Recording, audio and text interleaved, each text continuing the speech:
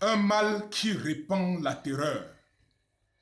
Mal que le ciel en sa fureur inventa pour punir les crimes de la terre. Le Covid-19, plus qu'il faut l'appeler par son nom, capable d'enrichir en un jour nos cimetières, faisait aux humains la guerre.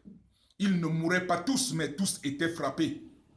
On n'en voyait point d'occupés à chercher le soutien d'une mourante vie. Nulle guerre n'occupait leur envie, tous étaient confinés. Ni rebelles ni soldats ne supprimaient plus une vie. Les grands fêtards se fuyaient, plus d'amour partant, plus de joie. Les ministrons, à la place du chef d'État disparu, tinrent conseil et dirent: chers compatriotes, nous croyons que le ciel a permis pour nos péchés cette infortune, que le plus coupable de nous se sacrifie au trait du céleste courroux. Peut-être on obtiendra la guérison commune. L'histoire nous apprend qu'en de tels accidents, on fait pareil dévouement. Ne nous flattons donc point, voyons sans indulgence l'état de notre conscience. Pour nous, ministres du pays, satisfaisant nos appétits gloutons, nous avons détourné des projets et des fonds et ruiné même le trésor public. Étions-nous obligés? Pas du tout. Il nous est même arrivé de vider même les banques.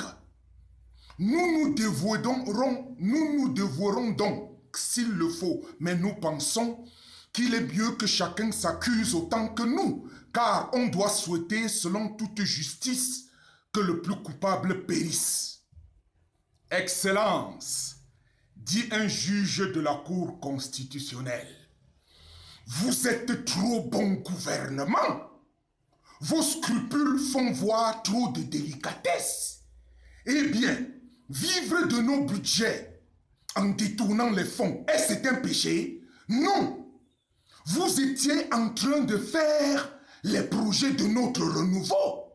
N'avoir pas d'hôpitaux équipés a permis à beaucoup de voyager et aux incapables de périr pour réduire notre démographie.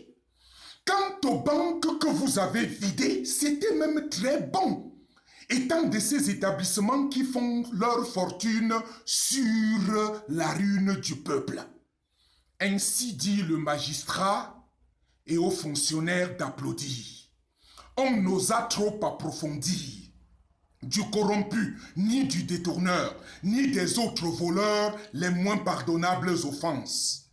Toutes les autorités, mangeurs de budget, jusqu'aux simples policiers, au dire de chacun, étaient des petits saints. Un universitaire éclairé vint à son tour et dit: j'ai regardé mon peuple qui manque d'hôpitaux équipés et de soins. Et pour voler à leur secours, en attendant qu'on change, j'offre ce don en matériel médicaux pour soulager les gens. À ces mots, on cria haro sur l'opposant. Un ministre quelque peu bête prouva par son décret qu'il fallait dévouer ce maudit citoyen. Ce malpropre d'où venait tout le mal, sa peccadille fut jugée incapendable. Aider les sinistrés, quel crime abominable. Rien que le sabotage était capable d'expier son forfait, on le lui fit bien voir. Selon que vous serez du côté du pouvoir ou de l'opposition, les jugements ici vous rendront blanc ou noir. Jean de La Fontaine.